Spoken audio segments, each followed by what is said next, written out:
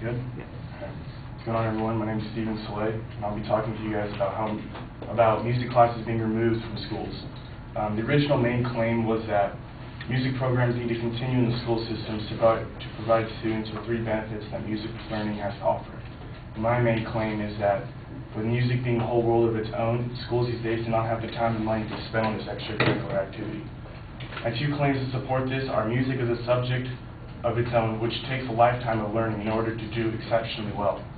And due to the No Child Left Behind Act, schools are becoming more committed on doing well in their standardized aptitude tests, or SATs, therefore are concentrating more on their core subjects instead of spending their time on music. Everyone would agree that music is an extracurricular activity, correct?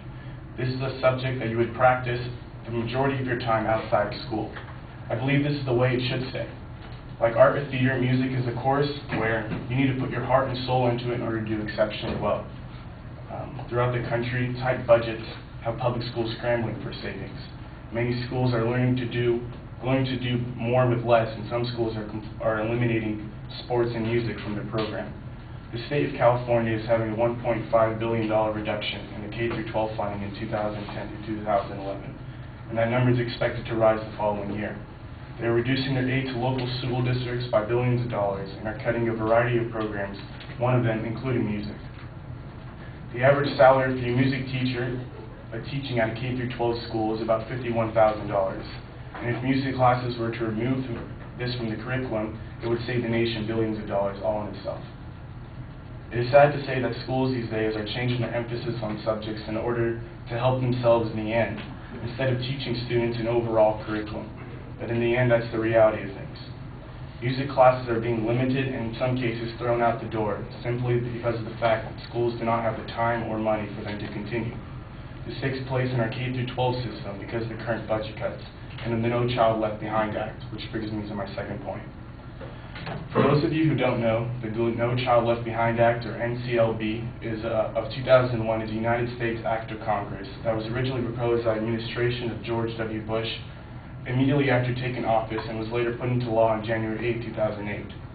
The NCLB is the latest federal legislation that enacts a series of standards-based education reform, which is based on the belief that setting high standards and establishing measurable goals can improve individual outcomes in education. The focus of this act is based on four pillars: increased accountability for student performance, research and implicated teaching studies, increased responsibility at the local level, and getting parents involved. Students must complete tests on core subjects in schools. If the achievement gap is reduced, then the school is rewarded. Conversely, if the achievement gap is widened, then the school is punished by means of less funding. Doing this changes the school's look on their curriculum and forces them to change. For some, it means reducing class time spent on other subjects, and for some low proficiency students, eliminating those subjects completely, and those subjects being music. Sam Dillon of the New York Times states that schools from Vermont to California are increasing, in some cases tripling, the class time that low proficiency students spend on reading and math, mainly because the federal law signed in 2002 requires annual exams only in those subjects and punishes schools for the fall short of rising benchmarks. This intense focus on math and English is a big change in American instructional practice, with many schools that offered rich curriculums are now systematically trimming their courses like social studies, science, music, and art. And now this practice known as narrowing the curriculum has become standard procedure in many communities. Henry Lind, the superintendent of Cuero Tech, stated that when you only have so many hours per day and you're behind in some area that's being hammered on you, you have to work on that. And she compared it to basketball. It's like basketball. If you can't make layups, then you've got to work on layups. With all the trimming of courses and scrunching class time, one would ask if any of this is making a difference. According to the California testing data and 2007 National Assessment of Educational Data, 52% of California's fourth graders have proficiently increased their scores in reading, while 57% have increased their scores in mathematics. 42% of 8th graders have increased their scores in reading, and 34% have increased in mathematics. Because of the current budget cuts, the states are in need of money, and therefore are wanting to do the best they possibly can on the SATs. With the No Child Left Behind Act, schools are being put to the test. The students' curriculum have and are drastically changing. With the main emphasis being on math and English, schools simply do not have the time to spend on extracurricular activities such as music. I want to end this speech by recounting my thoughts.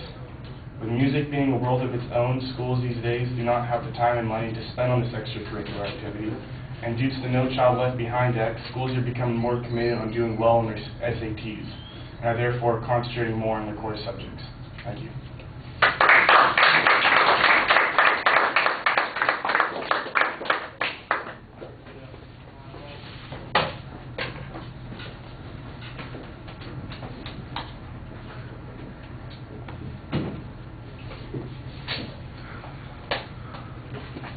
Okay, you're addressing a core issue on the subject instead of the individual issues, and that would probably work better if at the end you did a comparison, because it seems to me that some of the arguments made by the advocate dealt with the impact of music on other areas of curriculum. And if you can show, for instance, that music programs are getting substantially better outcomes for people in those core areas of the curriculum that would exceed whatever we're getting with the No Child Left Behind law, then I think their position is probably validated. Or if your position is the one that's correct and we can show that this is measurable and the other is not, then I think that that's a little bit more applicable. There's not a single discussion of any of the evidence that the advocate brought up or any of their secondary claims, so it's all about that primary claim. It seems to be that you're accepting the presupposition of the advocate that the argument that music is important,